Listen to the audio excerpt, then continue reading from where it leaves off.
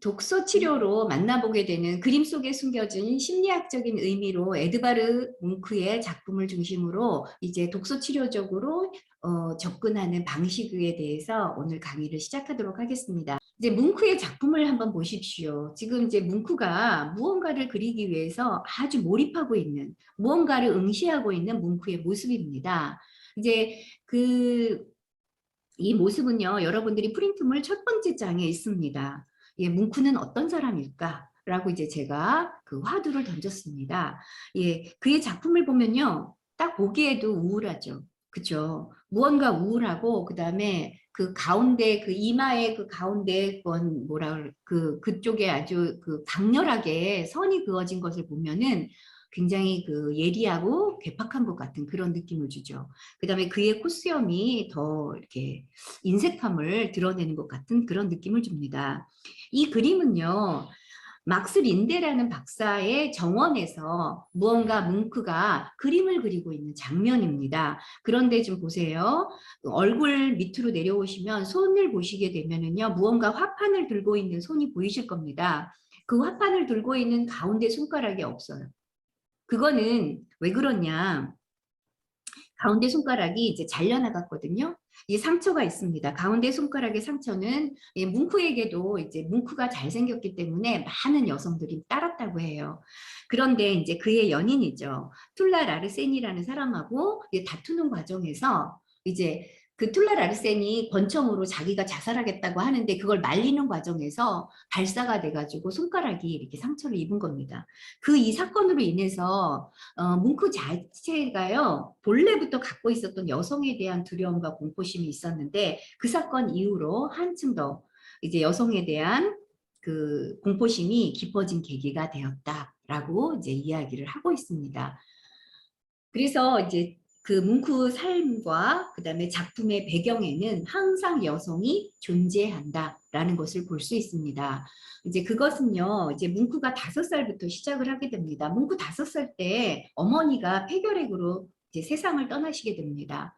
그래서 뭉크는요, 이 어린 나이에 사랑하는 엄마를 잃는 충격을 받고요. 또 8년 뒤에 자기가 또 좋아하는 누이가 죽게 돼요. 그러니까 뭉크한테는 이 죽음이라는 것이 굉장히 강렬한 상처로 다가오게 되죠. 그래서 뭉크는 이제 자신의 어떤 살아있었던 이제 존재하지 않는 사람들, 이렇게 죽은 사람들이잖아요. 죽은 사람들은 사라져 버려요. 그런데 그것을 뭐예요? 자신이 경험한 그 죽음을 자신의 내면 안으로 갖고 들어와요. 이거를 심리학적으로 보면 내사라고 표현을 하죠. 가지고 들어옵니다. 그래서 그 안에 자신의 내면 안에 살아있는 이미지로 형상화시켜요. 그것이 뭐예요? 자신의 내면 안에 살아있는 그 이미지를 화폭에 그림에다 투사를 하는 거죠. 그래서 이미지를 형상화시킵니다. 그래서 자신이 본 것에 대한 것, 자신이 경험한 것에 대한 것을 간직한 그 이야기를 그림이라는 것에 투사해서 그것을 그려냈던 것입니다. 그것을 시도한 어떤 최초의 그 화가다라고 볼 수 있겠죠. 그리고 뭉크는요, 끊임없이 노력하는 사람 중에 한 사람입니다. 가장 제가 존경하는 부분인데요. 뭉크는요, 이제 작품에 보세요. 작품들이 비슷비슷한 것들이 계속 등장할 겁니다. 그 뭉크는 끊임없이 자신의 한계에 도전을 합니다. 그리고 똑같은 작품들을 계속 그려내기 시작합니다. 이제 다음부터 보시겠습니다. 자, 이제 뭉크의 어린 시절로 들어가겠습니다. 이쪽에 맨 아래쪽에 있죠. 예, 뭉크는요, 노르웨이에서 태어났습니다. 노르웨이 헤드마르크 레텐이라는 곳에서 1863년도에 태어났습니다. 1863년, 1856년에 프로이트가 태어났고요. 1875년도에 융이 태어났습니다. 이제 유럽의 사람들로서요, 제가 알고 있는 심리학자들. 그러니까 대충 그때쯤에 이제 시기에 이제 뭉크도 태어났다라고 볼 수 있습니다. 노르웨이, 북유럽에서의 어떤 특징을 우리가 떠올리면요. 3가지가 있죠. 백야, 그 다음에 여러분이 사진으로 보고 있는 피오르드, 그 다음에 또 하나가 뭔가요? 예, 오로라가 있죠. 예, 이런 것들을 생각하면 뭉크가 그리는 그림이 이 북유럽의 어떤 그 환경, 풍경하고도 관련이 있구나. 그다음에 그 노르웨이의 어떤 정서하고 또 관련이 있구나라는 것을 생각하실 수 있습니다. 자, 이제 여러분들이 지도에서도 보셨고요. 예, 뭉크가 살았던 어떤 지역에 대한 어떤 특징도 보았습니다. 넘어가겠습니다. 뭉크의 아버지 크리스티안이라는 사람은요, 의사였습니다. 그러니까 집안이 꽤 괜찮은 사람이었죠. 예, 그래서 뭉크 아버지 나이가 40이 넘었을 때에 엄마 20살 차이가 나는 이제 선원 집안의 딸과 결혼을 합니다. 그래서 이제 5남매를 이제 낳게 되죠. 그래서 누이가 3명입니다. 소피아, 라우라, 그다음에 잉게르. 여러분들이 이제 소피다나 라우라나 잉게르는 이제 그림 속에서 많이 보시게 될 거고요. 남동생 안드레아스가 있습니다. 자, 왼쪽에 있는 그림은요. 뭉크의 어린 시절의 모습입니다. 그다음에 이제 오른쪽에 있는 모습은요. 뭉크 어머니와 그다음에 5 이제 그 남매들이죠. 예, 보시면은 엄마가 굉장히 예쁘게 생기셨죠? 예. 근데 이 엄마가 이제 폐결핵으로 죽는 바람에 어떻게 되냐면은 아버지는 의사였지만 이렇게 강한 사람이 아니었어요. 그다음에 의사들은 돈도 좀 잘 벌고 이럴 법한데 이 아버지는 그런 사람은 아니었어요. 낭만주의라고 그럴까요? 무언가 유랑하는 그런 떠도는 이제 그런 어떤 성격의 그런 아버지였기 때문에 가장으로서의 어떤 돌봄이 부족했던 사람이죠. 그래갖고 자신의 아내가 죽자 이제 시름시름 슬픔에 방황을 많이 하게 됩니다. 그러면 어떻게 되겠어요? 똑같습니다. 현재나 과거의 100년 전이나 가정이 엉망이 되잖아요. 그래서 결국은 아버지와의 뭉크, 마다들로서의 갈등이 심해지게 되죠. 거기에 이제 그 이모 카렌이라는 여성이 등장을 해서 집안 살림을 돕게 됩니다. 그래서 이제 오른쪽에 있는 그 여성이 흔들 의자에 앉아 있는 여성이 그 카렌 비올스타드입니다. 이분이 이제 이 집안 살림을 맡아주고 또 이분은 강한 성격의 소유자였기 때문에 아마 집안을 많이 돌보았던 것 같아요. 잘 돌보았던 것 같습니다. 그리고 예민하고 이제 몸도 연약한 데다가 예민하기까지 한 이 뭉크에게 굉장히 많은 위안을 주었던 이제 그런 이모라고 해요. 근데 놀라운 사실은요, 여기에는 없습니다. 이 뭉크는요, 자기의 그 이모의 그림을 잘 그리지 않았던 거예요. 희한하게. 그래서 이제 이 그림은 거의 한 점밖에 없지 않나, 많지 않다고, 흔치 않다라고 이야기를 하고 있습니다. 결국은 이제 아버지와의 갈등 속에서 이제 공업학교라는 곳을 가서 뭐냐면은 가장이 돼서 벌어먹여 살려야 되잖아요. 그래서 공업학교를 들어갑니다. 문구가. 그런데 그곳에 적응하지 못해요. 그래서 할 수 없이 이제 그 뭐죠? 이제 학교를 그만두고 있는데 이모가 이제 중재를 하죠. 너는 이모가요, 그림을 잘 그렸다고 해요. 그래서 이제 일을 하고 나서 좀 이제 시간이 있을 때마다 그림을 그렸는데 그 영향을 뭉크가 받았다고 합니다. 그래서 뭉크가 이모가 그리는 그림 옆에서 이제 이렇게 있다가 자신도 그림을 그리게 되었던 거죠. 그래서 이제 결국은 시립 공예학교로 들어가게 됩니다. 그게 이제 뭉크의 어떤 그 방향성이 이제 확립되는 그런 계기를 마련하게 됩니다. 내용은요, 읽어보시면 더 자세한 것은 있을 겁니다. 자, 이제 그 공업학교에 들어갔을 때요, 그 뭉크는 누구를 만나게 되냐면은 크리스티안 크로그라는 사람을 만나게 됩니다. 이제 여러분들이 보시고 계시는 이분이 크로그예요. 이분이 이제 그 노르웨이에서 가장 유명한 이제 그 저기 작가였죠. 이제 이분의 어떤 흐름을 배우게 됩니다.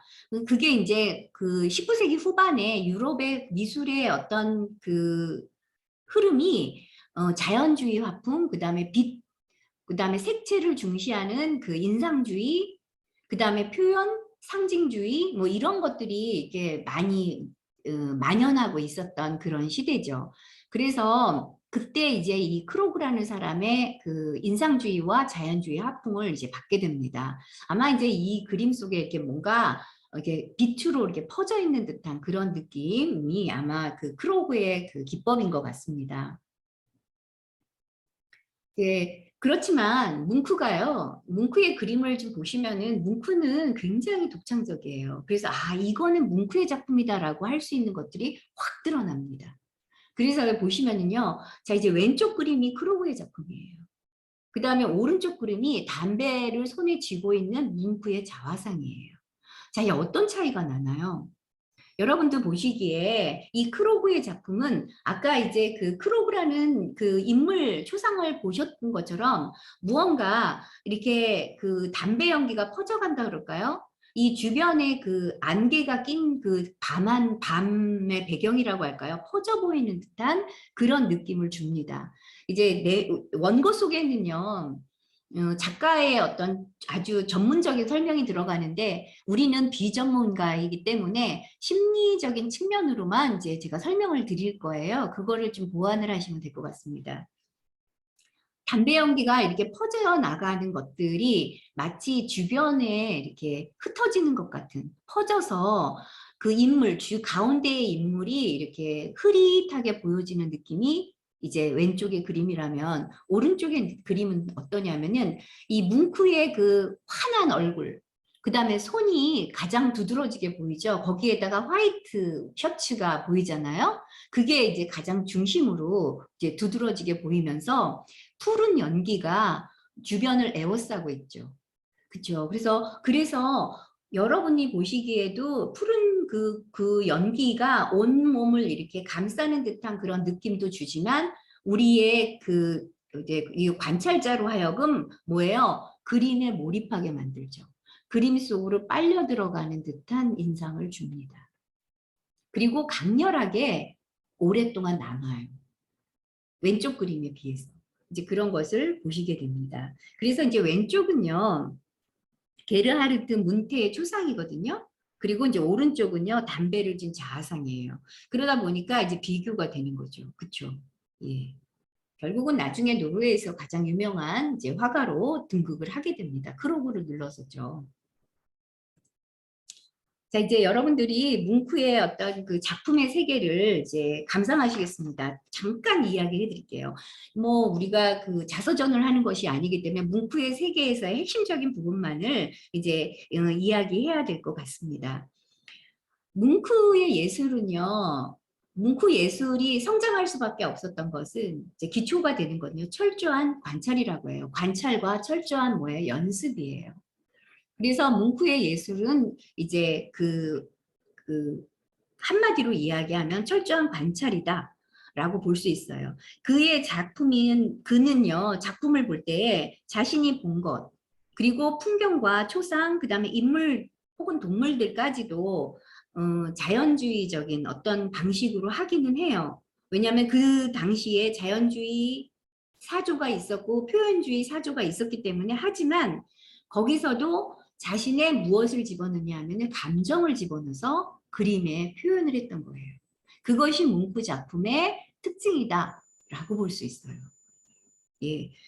그래서 이제 여러분들이 이제 보시게 되겠지만 세밀한 풍경과 인물을 같이 조합을 해요. 그래서 인물 초상화 속에는 드물지만 초상화가 아닌 것에는 초상화에다가 플러스 풍경을 집어넣거나 아니면 인물들에게 아니면 그 배경에 풍경을 반드시 집어넣어요. 그 배경이 오스고스트란이라고 하는 그 자신이 살고 있는 지역을 반드시 집어넣는 게 뭉크의 특징이라고 할 수 있습니다.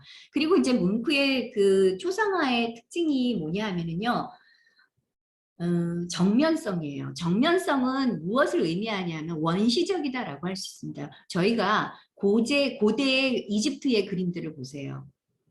고대 이집트의 그림들을 보시면은 다 이렇게 정면형으로 그려지죠. 고대의 미술의 작품을 가지고 와서 그려내요. 아니면 측면을 그리는데 지금 이제 이게 뭉크의 그 20대의 작품이거든, 자기 초상이거든요. 굉장히 날카롭게 생겼죠. 이렇게 옆을 응시하는 그 측면, 이제 이런 모습을 보여주는데요. 고대 그 이집트 쪽의 그 신들, 여신이라든가 남신들의 그림을 보면은 정면 아니면 이렇게 측면, 이렇게 그걸 보여주는 것 같은 그런 것과 연결된다라고 볼 수 있습니다.